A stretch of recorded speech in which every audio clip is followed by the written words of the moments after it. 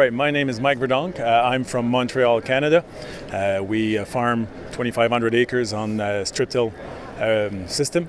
And believe it or not, we do corn and soybeans up in Montreal. So I'll let Mr. Brian introduce himself. Hi, I'm Brian Ryberg, Buffalo Lake, Minnesota. Raise corn, soybeans, and sugar beets on about 3,500 acres. Conventional till before transition 2 years ago to strip till.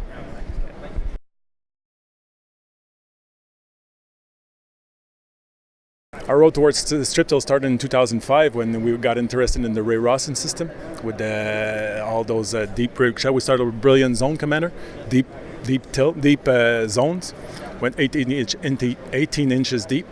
Then we wanted to go lighter after that, so we started building our own rig to go like a shallower strip till system on a shank system, and we saw some good potential there. So from there we started looking at different equipment out there.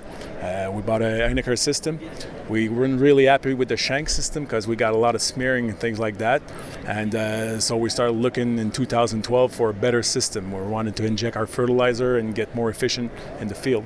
So and we wanted to do corn on corn. That's the other issue, high residues, and with the high residues we needed a system that could really go through all that trash. So what we started looking at blogs and started to go to shows, and that Soul Warrior kept coming up. It's more expensive, of course, but it's worth every dollar. So we bought at Soul Warrior, and from then we started strip tilling like strip tilling should be done, and we saw the efficiency. We got better yields. We evened out our field, so variations in our field. When we were conventional before, we had lots of variations in our field. And since we've been strip tilling now for 10 years, our organic matter went up, our fertility was rectified.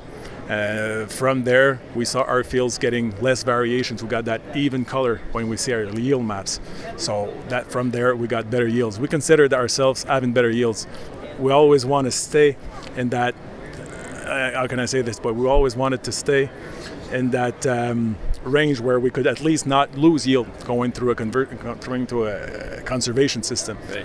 But actually what it did for us, it actually raised our yields.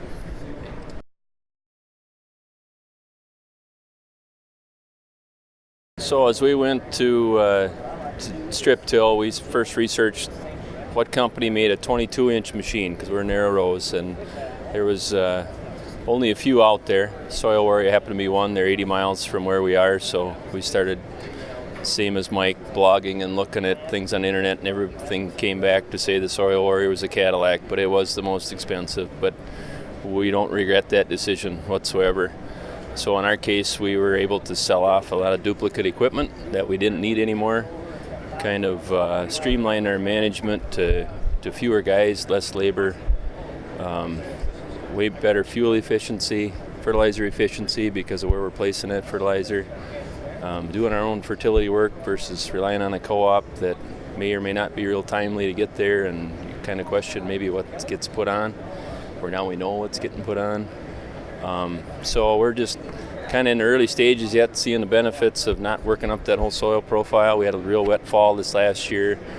Had guys all around us that were getting stuck with combines and grain carts and just leaving terrible tracks, and we were just a little patient and with the strip till system and not working up that soil profile, we never left the track. We just had really good success that way, and looking forward to increasing our yields. We haven't lost anything, but we think we can increase them going forward, and looking forward to those benefits.